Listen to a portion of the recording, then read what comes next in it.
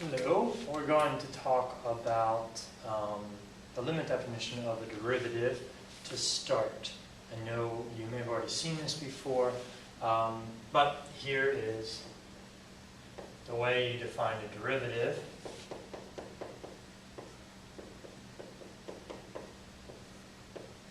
Okay, it's really important to me that you understand exactly why that is the way the derivative is defined. Not just that you know, okay, I guess limit process, so I'm supposed to use this formula. So the way I'd like you to think about it is the following. Consider a function. This will be our f of x. I'm sorry, I should define this as f prime of x. Here's a function f of x that I'm drawing right here. Let's just say, for example, at that point, we're looking for the slope of the tangent line. And that's, of course, what a derivative is.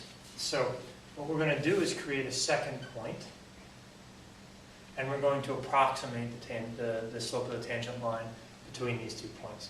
Let's say that is x, and this is some value greater than x. We're going to call it x plus h, such that the distance between these two is h. So h just represents the distance between our 2 points. Now, if we considered a secant line going through those 2 points, the slope of that secant line would be as follows. Slope would equal, of course, subtract the 2 y values. Well, the y value here is f of x. The y value there is f of x plus h. So we will do f of x plus h minus f of x, and of course you're thinking, okay, I get it, now I see how that comes together, except the denominator might be a little strange to you. Well, the x value on our second point is x plus h, and the x value on our first point is, of course, x. So then you're left with f of x plus h minus f of x all over h. You'll notice a conspicuous absence of the limit so far. So what we're going to do now is examine the fact that the slope of this secant line is not exactly the slope of the tangent line that we're wishing to find. And if I use this ruler to show a tangent point right to where my finger is, you can see that the dotted red line that I've drawn here is not quite a great approximation of the tangent line. It looks like my secant line the slope of the secant line exceeds the slope of the tangent line. So in order to make this more accurate, what we do is we take our point and we move it down closer. And then we draw a new secant line, and of course, as you move your point from here closer and closer and closer eventually, until they are so close that you can hardly tell the difference between the two of them, then you get approximately a tangent line, which is why we introduce a limit into this expression, the limit as h approaches 0. And so h again represents the distance between the 2 points. I've already constructed the slope for you. So then we get the limit definition of the derivative, and remember, one interpretation of the derivative is the slope of the tangent line.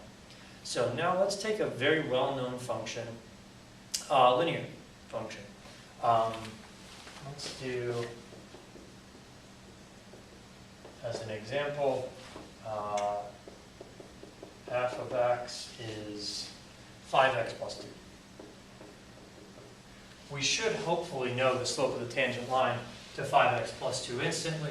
5x plus 2, of course, is linear itself.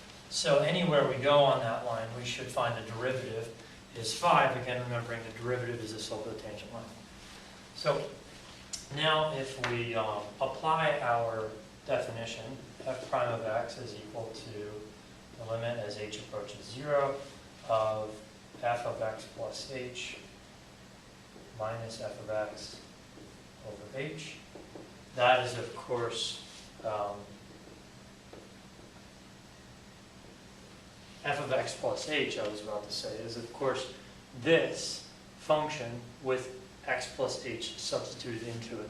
If there's any step that you don't recall in this process, I would bet that it's this part. So what is f of x plus h? Well, that says take x plus h and plug it right in to that value or that value, which will be 5x plus h's plus 2 minus, and then we're subtracting the entire original function, 5x plus 2. And I've grouped them here so that I do remember, of course, to distribute, and then that's over h. So now I'll just do some simple math here. I'm going to write the work out and then combine what I can.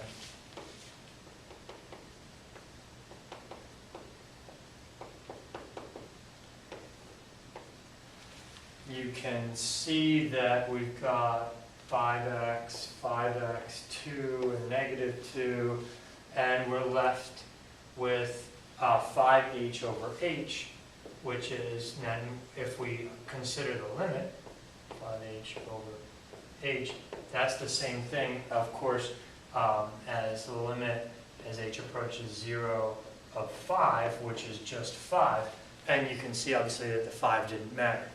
I'm sorry, the h didn't matter. The reason h doesn't matter is if you consider what this function looks like, 5x plus 2, it does not matter which 2 points you pick. No matter how far apart they are on that line, the slope will be calculated to be exactly 5. Okay, we're going to contrast this with a quadratic function. Two things happen with the quadratic function. One, we should find that its derivative will depend on x, which makes sense because if you picture the quadratic curve, obviously the slope of the tangent line changes as the x value changes. The other thing is, number 2, we should see the algebra get more complicated, a little more sticky in the beginning, and then a similar process will happen toward the end. So let's take, I'm just going to erase this function, and let's just say that g of x is equal to x squared minus 5x plus 2. So this is, of course, a parabolic or quadratic function. It's upward facing because of the positive x squared. It's got a y-intercept of 2. Just some simple analysis to look at it first.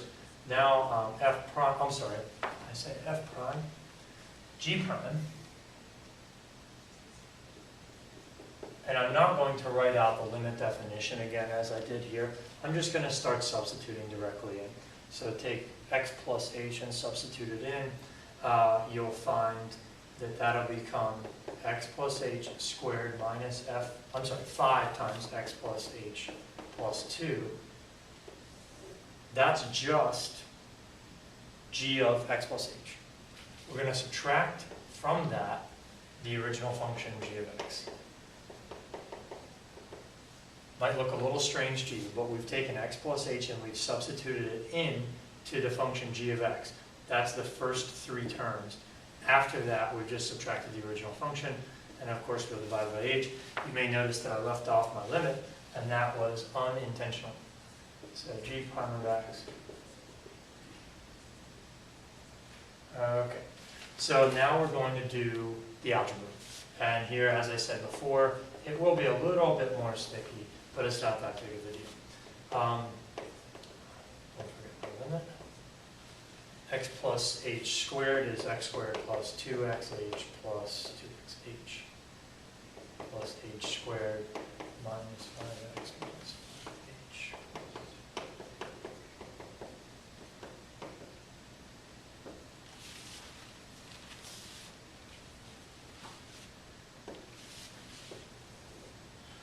Okay, there's a significant number of terms here, obviously much greater than the corresponding step over here. But again, I'm just going to look for anything that I can get rid of. Negative 5x, 5. So all I have left right now are those 3 terms. You'll notice also that all of them have h in them. So the next thing I'm going to do in finding the derivative is factor out h from everything. So we'll have the limit as h approaches 0 of h times 2x plus h minus 5 over h. We'll divide away those h's.